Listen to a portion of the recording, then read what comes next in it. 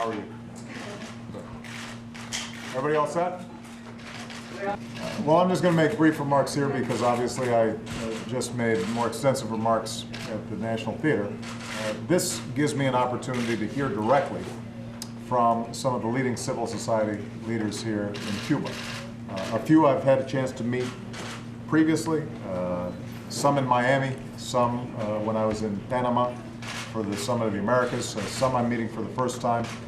All of the individuals around this table have shown extraordinary courage.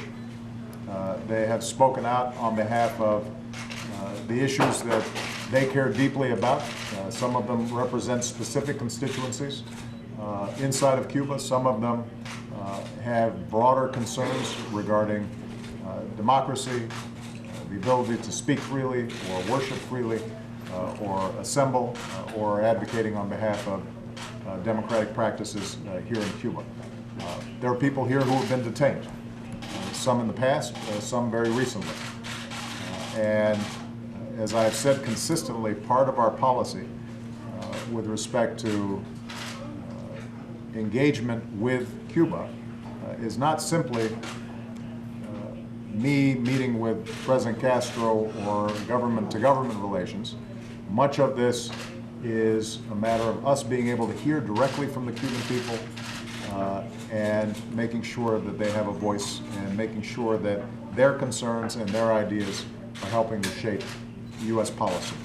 So I want to thank all of them for being here. It requires oftentimes great courage to be active in civic life here in Cuba. As I indicated in my speech, this is an area where we continue to have deep differences with the Cuban government. And my hope is that by listening and hearing from them, that we can continue to refine our policy in such a way that ultimately the Cuban people are able to live freely and prosperously. And so thank you so much, all of you, for taking the time to be here. Okay? Thank you, everybody. Thank you, guys. Thank you, guys. Thank you. Thank you. Thank you, guys. Thank you.